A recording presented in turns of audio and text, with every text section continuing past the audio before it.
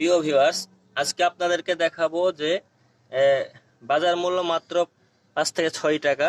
এই গুল ব্যবহার করে যে কোনো শাক সবজি থেকে শুরু করে আনার গাছ, পেয়ারা গাছ, মালটা গাছ, লেবু গাছ, যে কোনো গাছে আপনি স্প্রে করে দিলে পারে সে গাছের পোকামাকড়, পিঁপড়া বা কেঁচো বা কেন্না যেগুলো বলে সেগুলো হলে যে কিভাবে সারাবেন। তো আমি এটা নিয়ে নিয়েছি একটি গোল 1 লিটার পানি নিয়েছি, ফ্রেশ পানি। এই এই পানিতে আমি একটি গোল সম্পূর্ণ দিয়ে দিব। সম্পূর্ণ আপনি এভাবে দিয়ে দিবেন, যাতে না পড়ে খেয়াল রাখতে হবে। এভাবে দিয়ে এভাবে সুন্দর করে দিয়ে দিবেন। এটি মারাত্মক একটা ওষুধ। এভাবে কাজ করলে পরে আপনার গাছের যত রকমের পোকামাকড় আছে সব মরে যাবে এবং গাছের সবুজ পাতা জন্মাবে, সুন্দর গাছের গ্রোথ হবে, ঝোপালো হবে সুন্দর। তারপর ভালো মতন আপনাকে গুলে নিতে হবে। গুলে নিয়ে আপনাকে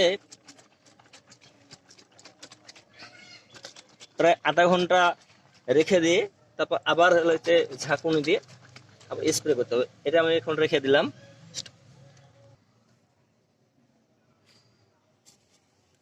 এখন আমি আধা ঘন্টা পর আবার ফিরে আসছি। এই যে বোতলটা এখন আমি স্প্রে করব।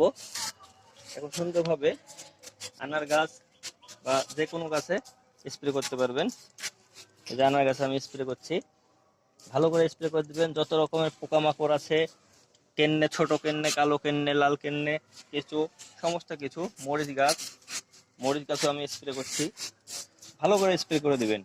এগুলো একটা ধক আছে, গুলের যে একটা ধক, এই ধক থেকে আপনার যত পোকামাকড়, পিঁপড়া, যত রকমের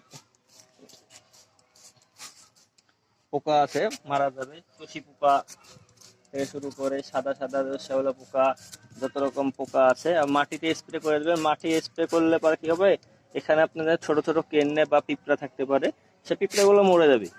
এখানে কোনো ক্ষতিকারক জীবাণু থাকতে পারবে না। খুব উপকারী। একদিন দিবেন, 2 দিন পর দেখবেন যে আপনার গাছের চেহারা পাল্টে গেছে, সুন্দর সবুজ হয়ে গেছে। এইভাবে দিয়ে দেবেন। আমি মরিচ গাছে দিলাম। এখন